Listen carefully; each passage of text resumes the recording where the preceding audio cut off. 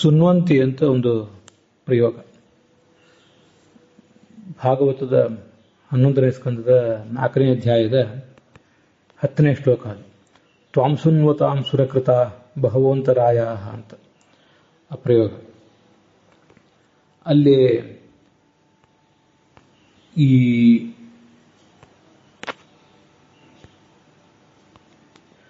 ಸುನ್ವತಾಂ ಅನ್ನೋದಕ್ಕೆ ಯಜಮಾನಾನಾಂ, ನಿನ್ನನ್ನು ಆರಾಧಿಸುವವರಿಗೆ ಅಂತ ಅರ್ಥ ಬರೆದಿದ್ದಾರೆ ಟಿಪ್ಪಣಿಗಳಲ್ಲಿ.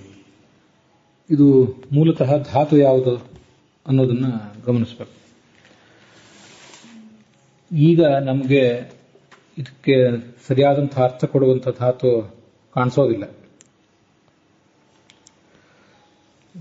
ಸ್ವಾದಿಗಣದ ಅನಿಟ್ ಧಾತು ಸಕರ್ಮಕವಾದದ್ದು, ಉಭಯಪದಿಯಾದಂಥ ಧಾತು ಒಂದು ಕಾಣಿಸ್ತದೆ, ಶೂನ್ಯ ಅಭಿಷವೇ ಅಂತ. ಮೂರ್ಧನ್ಯ ಶಕಾರ, ಅದರ ಞಕಾರ ಇದೆ ಮುಂದೆ, ಅದು ಇತ್ತಾಗ್ತದೆ, ಹೊರಟೋಗ್ತದೆ, ಅಭಿಷವ ಅಂತ. ಅಭಿಷವ ಅಂದರೆ ಅನೇಕ ಅರ್ಥಗಳನ್ನು ಹೇಳ್ತಾರೆ. ಸ್ನಪನ, ಪೀಡನ, ಸ್ನಾನ, ಸುರಾಯಾಹ ಅನುಸಂಧಾನಂ ಅಂತ ಹೀಗೆಲ್ಲ ಅನೇಕ ಅರ್ಥಗಳನ್ನು ಅದಕ್ಕೆ ವರ್ಣಿಸ್ತಾರೆ. ಅಲ್ಲಿ ಸ್ನಾನ ಅನ್ನೋ ಅರ್ಥದಲ್ಲಿ ಅದು ಅಕರ್ಮಕ, ಮತ್ತೆ ಉಳಿದೆಲ್ಲ ಅರ್ಥಗಳಲ್ಲಿ ಅದು ಸಕರ್ಮಕ ಅಂತ ಹೀಗೆ ವರ್ಣಿಸ್ತಾರೆ. ಆದರೆ ಅಲ್ಲಿರುವ ಎಲ್ಲ ಶಬ್ದಗಳಿಗೂ ಕೂಡ ಅರ್ಥ ಏನು ಅದು ಈಗ ಸ್ಪಷ್ಟ ಆಗೋದಿಲ್ಲ. ಆದರೂ ಅದನ್ನು ಹೇಳುವಂಥ ಪ್ರಯತ್ನನೂ ಅನೇಕ ಕಡೆ ಕಾಣಿಸ್ತದೆ.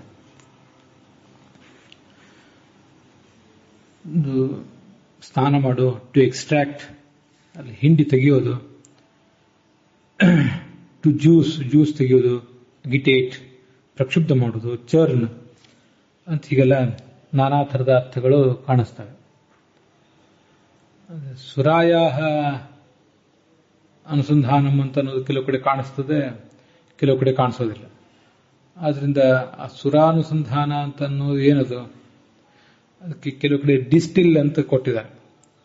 ಡಿಸ್ಟಿಲ್ ಅಂತಂದ್ರೆ ಈ ಪ್ರಾಯ ಡಿಸ್ಟಿಲರಿ ಅಂತ ಏನಿದೆಯಲ್ಲ, ಮದ್ಯವನ್ನು ತಯಾರು ಮಾಡೋದು, ಆ ಅರ್ಥ ಇದ್ದಿರಬೇಕು. ಯಾವುದೇ ರಸವನ್ನ ಹಿಂಡಿ ತೆಗೆಯೋದು ಅಂತ ಅರ್ಥ. To subject a substance to distillation, to make by means of distillation, especially whisky. ಹೀಗೆ ವಿಸ್ಕಿ, ಮದ್ಯ ಮೊದಲಾದವುಗಳನ್ನ ಹಿಂಡಿ ತೆಗೆಯೋದು ಅನ್ನೋ ಅರ್ಥದಲ್ಲಿ ವರ್ಣನೆ ಮಾಡ್ತಾರೆ. ಹೀಗೆ ಡಿಸ್ಟಿಲ್ ಅಂತನ್ನೋದೇ ಸುರಾನುಸಂಧಾನ, ಸುರಾವನ್ನು ತೆಗೆಯೋದು. ಪ್ರಾಯ ಸೋಮ ಅನ್ನೋ ಬಳ್ಳಿಯನ್ನ ಹಿಂಡಿ ಅದರ ರಸವನ್ನು ತೆಗೆಯೋದು ಅಂತಿದೆಯಲ್ಲ, ಅಲ್ಲಿ ಕೂಡ ಸುತೆಯ ಸೋಮವನ್ನು ಹಿಂಡಿ, ಸೋಮರಸವನ್ನು ಹಿಂಡಿ ತೆಗೆದಾಗ ಅಂತ ವರ್ಣನೆ ಮಾಡ್ತಾರೆ. ಅದೇ ಸುರಾನುಸಂಧಾನ ಅಂತ ಕಾಣಿಸ್ತದೆ. ಈ ಶೂನ್ಯ ಅಭಿಷವಿ ಧಾತು ವಿರಕ್ತ ಪ್ರತ್ಯಯ ಹಾಗೆ ಆಗ್ತದೆ. ಹೀಗೆ ಸ್ನಾನ ಮಾಡೋದು, ಪೀಡಿಸುವುದು, ಸುರಾನುಸಂಧಾನ ಅಂತ ಹೀಗೆಲ್ಲ ಅರ್ಥದಲ್ಲಿ ವ್ಯಕ್ತಿಯನ್ನು ಪೀಡಿಸುವುದು ಪ್ರಾಯ ಆಗಬಹುದು. ಸುರಾನುಸಂಧಾನ ಅಂದ್ರೆ ಡಿಸ್ಟಿಲೇಷನ್. ಇಷ್ಟೆಲ್ಲ ಅರ್ಥಗಳು ಕಾಣಿಸ್ತವೆ. ಆದರೆ ಪ್ರಾಯ ಇಲ್ಲಿ ಭಾಗವತದಲ್ಲಿ ಏನು ಪೂಜೆ ಮಾಡುವುದು, ಭಗವಂತನನ್ನ ಕುರಿತು ಯಜ್ಞ ಮಾಡುವುದು ಅನ್ನೋ ಅರ್ಥದಲ್ಲಿ ಅದಕ್ಕೆ ಬೇಕಾದ ಧಾತುವಿನ ಅರ್ಥ ಅಲ್ಲಿ ಯಾವುದು ಕಾಣಿಸ್ತಿಲ್ಲ. ಶೂನ್ಯ ಅಭಿಷವೇ ಅಂತ ಸ್ವಾದಿಗಣದ ಧಾತು ಕಾಣಿಸ್ತದೆ, ಆದರೆ ಅದಕ್ಕೆ ಅರ್ಥ ನಮಗೆ ಬೇಕಾದ ಅರ್ಥ ಅಲ್ಲಿ ಕಾಣಿಸೋದಿಲ್ಲ. ಪ್ರಾಯ ಆ ಅರ್ಥ ತಪ್ಪಿ ಹೋಗಿದ್ದಿರಬೇಕು. ಆದರೆ ಹೀಗೊಂದು ಸಾಧ್ಯತೆಯನ್ನು ಕೂಡ ಊಹಿಸಬಹುದು. ಅಲ್ಲಿ ಸ್ನಪನ, ಪೀಡನ ಅಂತ ಹೀಗೆಲ್ಲ ಅನೇಕ ಅರ್ಥಗಳಿವೆಯಲ್ಲ, ಆ ಸ್ನಪನ, ಪೀಡನ ಅಂತ ಹೀಗೆಲ್ಲ ಅನೇಕ ಅರ್ಥಗಳನ್ನು ನೋಡುವಾಗ ಪೀಡನ ಅಂತಿದೆಯಲ್ಲ, ಆ ಪೀಡನ ಅಂತ ಅನ್ನೋದಕ್ಕೆ ಭಗವಂತನನ್ನ ಪೀಡಿಸಿ ಆತನ ಮೂಲಕ ಅನೇಕ ವರಗಳನ್ನು ಅಪೇಕ್ಷಿಸುವುದು ಅಂತ ಹೀಗೆ ಹೇಳಿದಾಗ ಅದು ಆಗಬಹುದು, ಇದಾಗುವ ಸಾಧ್ಯತೆ ಇದೆ. ಅಪೇಕ್ಷೆಗಳ ಈಡೇರಿಕೆಗಾಗಿ ಭಗವಂತನಿಗೆ ದುಂಬಾಲು ಬೀಳುವುದು ಅನ್ನೋ ಅರ್ಥದಲ್ಲಿ ನಾವು ತಿಳಿದುಕೊಂಡ್ರೆ ಇಲ್ಲಿ ಪೀಡನ ಅಂತ ಏನಿದೆ ಆ ಪೀಡನೆಯೇ ಸರಿ. ಮತ್ತೆ ಅಲ್ಲಿ ಶ್ಲೋಕವೂ ಕೂಡ ಹಾಗೇ ಇದೆ. ತಾಂ ಸುನ್ವತಾಂ ಸುರಕೃತಾಹ ಭಗವಂತರಾಯ. ತಮ್ಮ ಅಪೇಕ್ಷೆಗಳ ಈಡೇರಿಕೆಗಾಗಿ ನಿನ್ನನ್ಯಾರೀಗ ಆರಾಧನೆ ಮಾಡ್ತಾ ಇದ್ದಾರೆ ಅವರಿಗೆ ಭಗವಂತರಾಯ ಅನೇಕ ವಿಘ್ನಗಳು ಬರ್ತವೆ. ಆ ಎಲ್ಲ ವಿಘ್ನಗಳನ್ನು ದಾಟಿ